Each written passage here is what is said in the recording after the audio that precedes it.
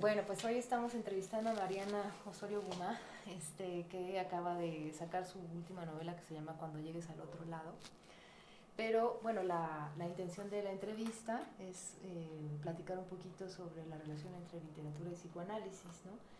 Y bueno, un poco pensando en que si bien el psicoanálisis es una disciplina que parte de pues de alguien que en realidad venía del ámbito médico, ¿no? Que es Freud, y que Freud era un neurólogo que se dedicó a trabajar este otro costado más subjetivo, digamos, ¿no? Y pues no dejamos de tener todavía esa inercia, ¿no? De cierta deuda ahí con ese ámbito. Y bueno, está muy claro, por ejemplo, en el uso de ciertos términos a nivel psicopatológico, incluso la idea de la cura, el psicoanálisis, se mantiene ese término, ¿no? Pero a mí me parece que hay una cuestión mucho más cercana a la literatura, ¿no? Que ha habido como un desplazamiento en algunas prácticas del psicoanálisis, quizá no en todas, que va de lo médico a lo literario, ¿no? Y entonces, por eso me parece muy interesante, ¿no? Que Mariana, que es psicoanalista también, que se dedica también al psicoanálisis y, y que también es escritora, nos pueda platicar un poquito sobre esto, ¿no? Sobre esta relación, ¿cómo piensas tú esta relación entre literatura y psicoanálisis? ¿Hasta qué punto el psicoanálisis es mucho más literario que médico, ¿no? Bueno, pues me parece una gran pregunta, Elena. Gracias por invitarme a la entrevista porque es un tema que me apasiona, digamos, estos vasos comunicantes entre psicoanálisis y literatura, que son vasos comunicantes que generan también una posición, ¿no? Y abren fronteras.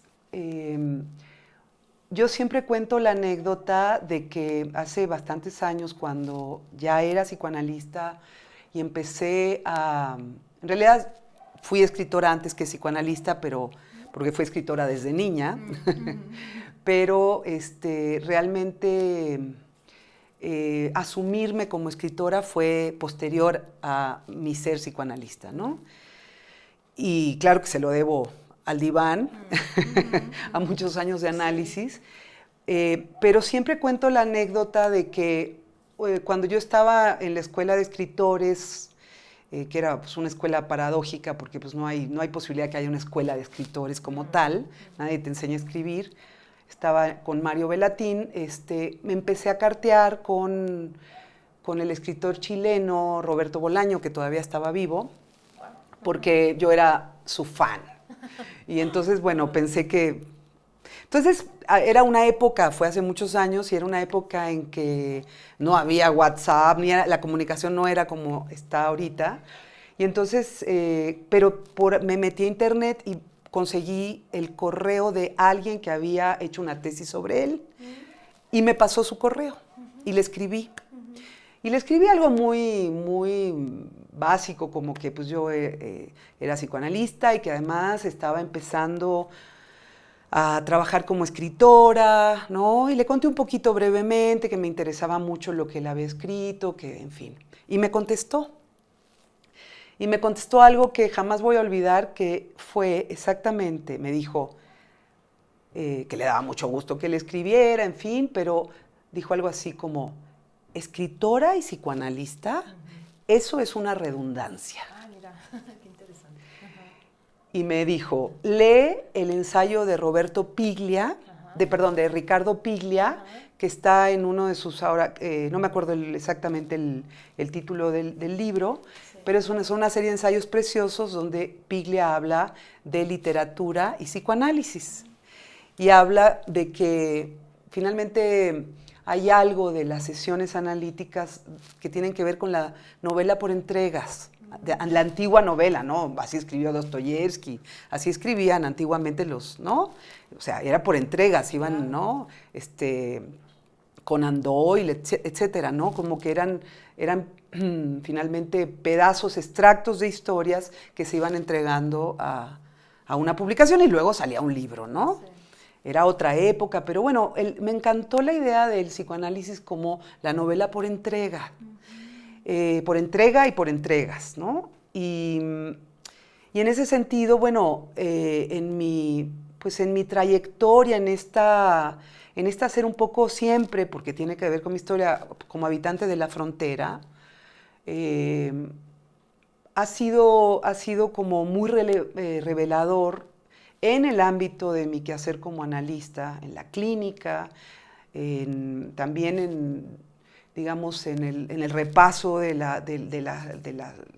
y en el descubrimiento con ciertas lecturas teóricas, todo el tema también de pues el andar por el quehacer literario, ¿no? Uh-huh. O sea, como la literatura no solo como una teoría, sino como una práctica, ¿no? Entonces, cada vez, obviamente, he ido como profundizando más en estos vasos comunicantes y cada vez me resulta más relevante lo que tú acabas de decir. Que Freud, que el lado fundamental y que yo rescato y del que yo me apropio en relación a mi lectura de Freud, tiene que ver con el Freud lector, amante de la literatura, literato, ficcionador, ¿no? Y bueno, conjuntamente con otras lecturas y autores, obviamente, de los que uno va abrevando a lo largo de la vida, pues esta convicción, porque ya casi es una loca convicción de que que no lo estoy diciendo yo por primera vez, pero sí lo asumo como algo en lo que creo, que somos pues seres básicamente de relatos. Uh-huh. Hay un cuentacuentos que me encanta, un cuentacuentos español, ahora se me fue el nombre, pero que dice que nuestro cuerpo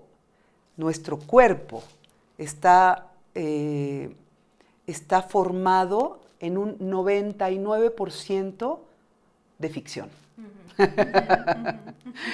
Entonces, claro, no de agua, no, de ficción. O sea, y esa ficción, digamos, a la vez se hace cuerpo, ¿no? Sí. Y el cuerpo hace ficción, es un ir y venir también ahí en el misterio, ¿no? De cómo opera la palabra, ¿no? Finalmente a eso nos dedicamos, a ver sí. Cómo opera la palabra pues en el cuerpo y en nuestra vida. Y finalmente un poco lo que me decía Roberto Bolaño en ese momento, pues tiene que ver con, finalmente, tanto el psicoanálisis como la literatura, en el sentido de la escritura creativa de la literatura, por decirlo así, uh-huh. de la creación literaria, pues abrevan como de las mismas fuentes, ¿no? Obviamente del lenguaje, uh-huh. pero pues abrevan de historias, trabajan con personajes, uh-huh. trabajan con ficciones, trabajan con tramas, ¿no? Con emociones, claro. ¿no? Con afectos. Uh-huh. Entonces, ese tejido se juega de manera distinta, uh-huh. porque son campos distintos de operación, digamos, uh-huh. ¿no? O sea, si yo le cambio el nombre a un personaje de la novela que estoy escribiendo, sé, a estas alturas de la vida, que va a cambiar la historia. Claro, claro. Ocurre. Si yo ya lo he hecho, uh-huh. digo, no, este no es el nombre, y le cambio el nombre, la historia se transforma, uh-huh. es inevitable. Uh-huh. Evidentemente esto es a nivel de una ficción y pues para mí como escritora tiene sus repercusiones y son decisiones muy importantes, pero bueno, sabemos desde el psicoanálisis lo que implica el nombre en una historia. El nombre para una persona y lo que implica eventualmente que alguien se cambie el nombre. Claro, claro. O que se haga llamar de otra manera, ¿no? Entonces, pues voy de un lado al otro, es un amplio campo, pero bueno, evidentemente, pues allí voy explorando como estos vasos. Hay mucho que decir sobre eso, ¿no? Claro. Y un poco ahora que decías esto de la creación de los personajes y todo, ¿no? Eso me parece un punto muy interesante y que podemos también quizás de repente vincularlo con el psicoanálisis, ¿no? Es decir, pensando en el psicoanálisis como eso, un ejercicio, una práctica más ligada a lo literario en el sentido de que hay una escritura ahí, ¿no? Sí. En la práctica, una escritura que se gesta de muchas maneras y en esto que llamamos transferencia, ¿no? Y entonces cuando tú hablas de la novela y la construcción de los personajes y todo, pues hay ahí sí, digamos, una labor explícita, ¿no? Por construir un personaje, uh-huh. que eso es muy importante, ¿no? En lo literario, la uh-huh. voz que va llevando el relato puede ser, hay como una gama de posibilidades, ¿no? Claro. Y todo eso va cambiando la novela y la experiencia incluso de lectura, ¿no? Sí, sí. y que quizá también lo podríamos pensar en el psicoanálisis, ¿no? No hay duda, eso, ¿no? por supuesto.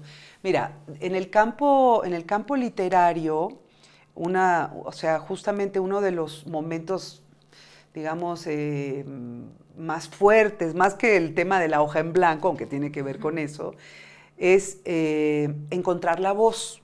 Es un encuentro.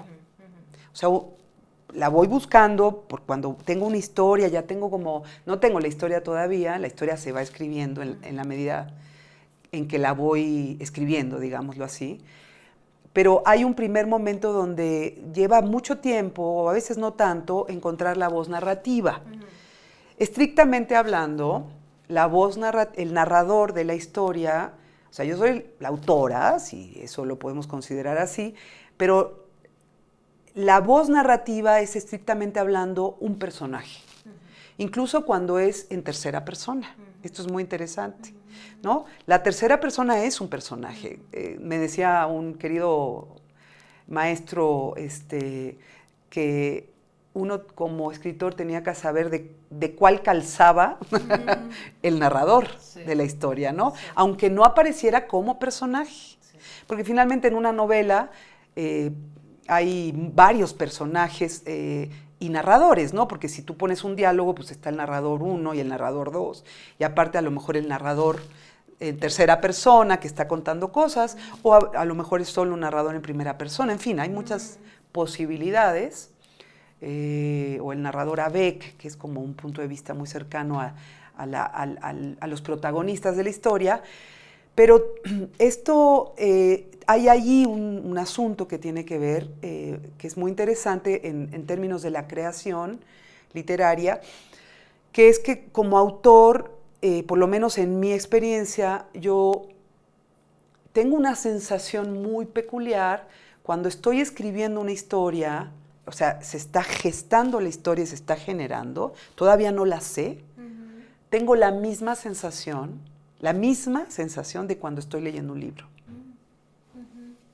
O sea, mientras escribo, yo lo que me hace que vuelva a sentarme varias horas frente a la computadora a seguir escribiendo es que quiero saber qué sigue. Claro. Aunque tenga noción, porque alguna noción tienes, obvio, no es de cero, tienes noción de que por donde hay ciertas intenciones autorales que no siempre se cumplen, pero uno tal vez en esta conexión con el inconsciente que tienes que tener en el momento de la escritura, como que incluso entras como en un letargo y estás como medio adormilado porque va surgiendo la historia, pero es una sensación de lectura. O sea, mientras escribo la historia que estoy creando, estoy leyendo la historia. Y sé, a estas alturas, que si no leo bien, no va a funcionar. Tengo que dejar que surja esa historia, tengo que encontrar cómo se narra mejor. Sí. Sí, para pensar, perdón que te interrumpa, la cuestión con el psicoanálisis, ¿no? Por supuesto. ¿Cómo lo pensarías tú? Pues lo que dices me hace pensar que esta idea de que el que vaya, el analizante, digamos, que va y pide ayuda a un analista, es el que está haciendo su historia, no es tan así, digamos, que hay ahí una cosa que se gesta, que tiene que ver con esto que estás diciendo. Exactamente, ¿no? Ese es el tema, la producción. Hay algo, por eso más que la creación, aunque no me molesta la palabra, el concepto de poiesis o poiesis, me gusta mucho porque es en el sentido de la producción. Es algo que se produce, como se produce el inconsciente en la sesión, ¿no? Es algo que se produce transferencias mediante, en el momento de un encuentro, cuando hay encuentro, ahí se produce, y se produce desde la narrativa y desde el relato de quien está eventualmente acostado en el diván, ¿no? O jugando, o frente a frente, no importa, algo se produce, y desde allí quien la produce, que es el analizante, descubre su historia. Pero ¿no te parece que un poco lo que dices podría también dar pauta a pensar que no solamente lo escribe el que lo está por supuesto, narrando, es un entre dos. La lectura que está haciendo de alguna manera tiene que ver. Totalmente, y la lectura y la escucha, porque yo creo que la escucha del analista, incluso diría que el ser del analista, aunque no es algo muy, muy polémico que voy a decir, sí, pero no importa que el analista no se muestre o se demuestre o ponga su yo, obviamente eso no debería ocurrir, pero finalmente el inconsciente se juega allí. Y también nos pasa, ¿cuántas veces nos ha pasado que un analizante nos lee? Seguro. Nos lee, seguro. ¿no? Sí, sí. Y claro, uno no le dice, pero nos lee. Claro. Un poco lo que pasaba, ¿te acuerdas en estos textos de Freud que son tan interesantes, el de telepatía? Ah, claro, que sí, justo sí, decía sí. eso, ¿no? Decía, el otro dice algo cuando yo lo estoy pensando. Exactamente. Y que Freud en eso se resistía mucho y hablaba como de no, se puede entender muy bien por esto y por lo otro, porque tenía esta lógica mucho más positivista, ¿no? Sí. De explicar racionalmente cómo había sucedido eso. Sin embargo, nos pasa mucho que acontecen cosas que digamos casi son mágicas, ¿no? Por supuesto, está lleno de eso. Y bueno, no en balde, un analista de la talla de François Dolto decía, les petits enfants son de telépatas, ¿no? Son telépatas. Y nos consta que sí, cuando trabajamos con niños muy chiquitos, sí. uno te dice algo el niño y te dice, ¿cómo supo? ¿No? Pero cosas además que no son vagas ni amplias, puntuales, ¿no? O sea, ocurren estas cosas en el campo del análisis que sí tienen que ver con la lectura y la escritura. O sea, yo sí creo que no solamente el analizante se está leyendo evidentemente, desde sí, pero desde la escucha del otro. Es un campo muy extraño, muy interesante, que es el campo transferencial, pero también se está escribiendo a la vez. O sea, hay estas cosas que ocurren, sobre todo en el campo psicosomático, ¿no? De lo que llamamos psicosomático, que son estas expresiones, digamos, del cuerpo, diría yo, expresiones del cuerpo, allí donde no hay palabra, no hay simbolización propiamente a nivel del lenguaje de la palabra, de lo hablado, el cuerpo se expresa. No precisa, yo nunca digo que habla, digo siempre se expresa, porque se expresa en una alergia, se expresa de muchas maneras, se expresa en una alopecia, ¿no? Incluso en un accidente. Pero allí donde el cuerpo se expresa y no hay palabra, ¿no? ¿Cómo ocurre que en estas consultas, con estos analizantes, cuando empieza a ponerse palabra, con ayuda de la palabra y prestando la palabra del analista muchas veces para generar algo que tenga que ver con lo simbólico, empiezan a pasar cosas en el cuerpo. Entonces, no sé, a la persona le empieza a salir pelo, por ejemplo, ¿no? O adelgaza o engorda, depende del caso, o se le quita la alergia y, ay, ya se me quitó, pero no me había dado cuenta cómo fue, ¿no? Claro. Como efectos del lenguaje que, pues, incluso para nosotros analistas son muy enigmáticos y que vamos así a tientas y a ciegas detrás de esos efectos, pero que evidentemente tienen que ver con cómo opera una escritura también sobre el cuerpo, ¿no? Y que va operando en la transferencia, porque sí, o sea, es evidente que la presencia del otro, ¿no? Es como si yo escribiera esta cuestión que a veces, si escribiera solo para mí, no sé si podría escribir lo mismo. O sea, para mí hay un otro que es un lector potencial, ¿no? Por eso pues, he decidido escribir y publicar, ¿no? Sí. Que es una decisión. Sí, claro. Es una decisión. Sí. Pero para mí es importante que haya un otro que reciba el mensaje, ¿no? Más allá de que le guste lo que dije, lo que escribió, no, es como que haya esa posibilidad, hace que la escritura sea de una manera, ¿no?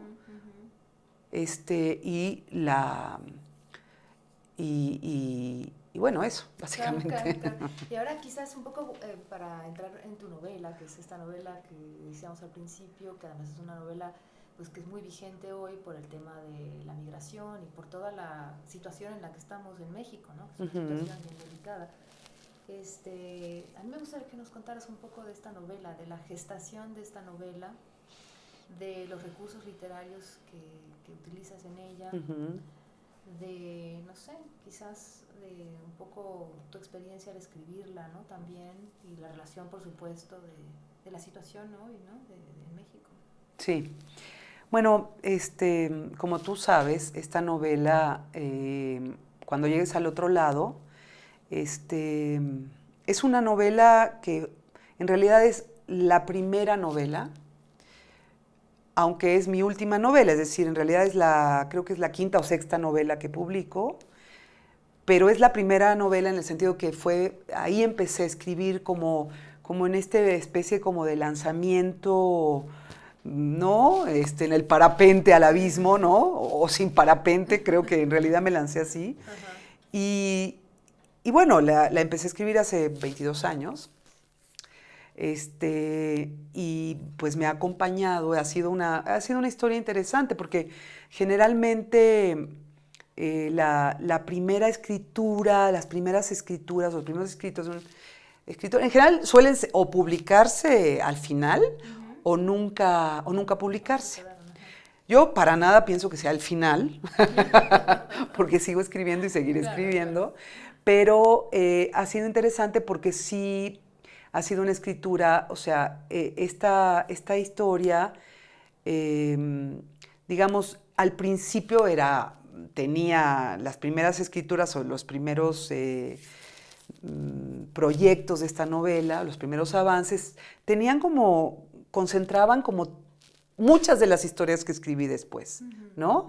Que se fueron como diferenciando en otras novelas y en otras historias. Pero bueno, no funcionaba, la dejé estar un rato, luego entré a la escuela de escritores, luego seguí escribiendo, volví a ella, volví a escribir, la volví a desechar, la fui purificando también, o sea, la historia seminal está allí, y le fui sacando cosas, y también a lo largo de los años, pues también fui haciendo oficio. La experiencia también te ayuda, claro, ¿no? Claro. Y entre tanto, pues escribí otras cosas, publiqué otras cosas, y ahora finalmente hace unos años decidí que sí la quería, la retomé, dije, oye, esta novela está muy bien, creo que vale la pena, además es un tema que, pues, el tema de la migración, de la frontera, es un tema que a mí me atraviesa y que me interesa mucho. Claro, siempre me dicen, cuando me hacen alguna entrevista, me dicen, ay, pero es muy vigente, elegiste un tema, ¿no? No, bueno, es muy vigente, antes, ¿no? es muy vigente de toda la vida, claro. En realidad, sí, ¿no? Sí, las migraciones nos conforman como seres humanos, pero todo este tema de la frontera a México, a partir pues, del trumpismo y todo, pues se ha visto como... se ha focalizado, tenemos mucha más información. Entonces, como que también la trama y los personajes me parecía como muy padre, como también un propósito, al final de cuentas, aunque no era el propósito inicial, aunque inconscientemente creo que sí, era darle voz a dos personajes muy jovencitos, dos casi niños, ¿no? En todo este tránsito, para que no quedara como en cifras, ¿no? Porque si tú vas a las redes, etcétera, o al periódico, te das cuenta que hay 40,000 migrantes niños, ¿no? En 2 meses. Son un montón de niños migrantes, que además el porcentaje de los que viajan solos son muchísimos, es altísimo. De los que se les pierde la pista, de los que desaparecen porque terminan formando parte van siendo como tomados por la red de trata, ¿no? Que está ahí como lobos esperando a... Entonces, bueno, como la posibilidad de narrar, de escuchar el relato de los niños, me parecía como... Fue una experiencia muy linda para mí como autor, escuchar sus narraciones y poderlas poner en el papel. Siempre digo que como psicoanalista y como escritora escucho voces. Me parece muy bien. Es mi manera de evitar la locura, sobre todo como escritora. Entonces, bueno, en escuchar las voces narrativas, pues, y ponerlas en papel, pues, creo que la historia se armó con toda esta cuestión. Finalmente hay 2 voces narrativas en la historia, son 2 narradores diferentes, lo cual pues hizo que la historia se volviera un poquito más compleja, ¿no? No es una trama lineal, en fin, pero la verdad que estoy muy contenta de que se haya publicado y estoy muy contenta de que tenga lectores. Estoy muy contenta además de que se vaya a publicar ahora, se vaya a traducir al inglés. Sí, eso Justo pasó la frontera. muy bien, muy interesante porque generalmente eso no pasa. No, es muy difícil. Muy poca recepción, ¿no? Es A muy, otras muy lenguas. difícil. Esa parte es una cosa muy complicada. Y además en una editorial muy bonita, que tiene como el tema de que como publicó al subcomandante Marcos, no era bien vista. Pero tiene unos narradores, sobre todo de frontera, ¿no? Muchos latinos hacen traducciones y está muy padre porque 5 Puntos Press en El Paso, Texas. Y me caen muy bien y son súper simpáticos y tienen como una apuesta literaria bien padre, ¿no? Porque es una apuesta literaria también para llegar a una población bilingüe, ¿no? Aunque se va a traducir al inglés, pero hay algo como pues la historia finalmente está arraigada es una historia de frontera, ¿no? Entonces el tema es llegar también como también a esos lectores, ¿no? Claro, que quizás son migrantes que ahora viven allá. Muchos. Que hablan en inglés, pero que tienen una Muchos. cercana. ¿Sabes qué? Me acaba de pasar hoy algo muy bonito con eso, porque una lectora me escribió y hace una narración en inglés diciéndome que ella me imagino que es de Estados Unidos, y es una lectora que la leyó en español. Y me dice, lo dice en sus redes, dice, esta novela me encantó, no sé qué, pero sobre todo porque hizo que, no me acuerdo qué palabra usa en inglés, como que reverberara en mí la lengua y mis ancestros. ¡Precioso! Sí. Porque creo que la segunda o tercera que leen como que está tratando de recuperar la lengua, ¿no? Entonces esta cosa también de recuperar, no solo en la lengua, como ciertas sensaciones, como significantes, esos significantes dormidos de las historias de migración que de repente vuelven, ¿no? A través de una lectura, de un olor, y me gustó mucho que la novela le haya despertado a alguien eso, ¿no? Sí, estuvo muy bonito. Y eso, claro, lo escucho también con mi otra oreja psicoanalítica y digo, qué padre, ¿no? Claro. Todo lo que es la reverberación de los ecos del inconsciente, ¿no? A través de la lectura, ¿no? Claro. Y ahí te das cuenta cómo la ficción opera y trabaja en el inconsciente. Seguro. Es una maravilla, opera. Por eso creo que, mi lectura de Freud, por lo menos, o la lectura de Freud que más me interesa es esa, ¿no? Cómo desde la ficción, cómo ficcionarnos, desde la manera en que nos relatamos, pero la memoria es ficción finalmente, siempre es ficción, no hay de otra. Sí. Y desde allí ir encontrando la verdad, ¿no? Que finalmente luego va a cambiar también. Claro. Al rato va a cambiar. Sí, claro. ¿Y qué importa? ¿No? Sí. El chiste es que esto también a uno lo ayude como, finalmente desde el psicoanálisis lo ayude, no sé si es la palabra, pero finalmente es reparador, ¿no? O sea, la posibilidad de repararse a través de la ficción, por eso leer cuando uno lee algo que le genera mucho placer, y uno dice, es como soñar, está como muy cerca del sueño, ¿no? Sí. Del sueño reparador. Y uno dice, o sea, la historia es horrible, no importa, pasa puro... Pero como que hay algo que te alivia el alma, ¿no? Que te... Ahora sí, eso sí, en ese sentido, el sentido del terapón griego, ¿no? Que te acompaña, que te sana, ¿no? A través de la ficción y de la palabra, ¿no? Bueno, pues a mí me da mucho gusto que podamos compartir intereses, espacios y... Bueno, a mí también. Me parece que podría ser como una primera entrevista, quizás salgan otros muchos temas, porque quedan muchos en el tintero. Me parece que podemos después quizás... Yo encantada. Encontrar cosas un poco más específicas y platicarlas, ¿no? Me parece fantástico, Elena. Bueno, te agradezco mucho, Mari. A ti. Bueno, gracias. Y aquí está el libro, ojalá que lo lean. Aquí está. Cuando llegues al otro lado, editorial Grijalbo.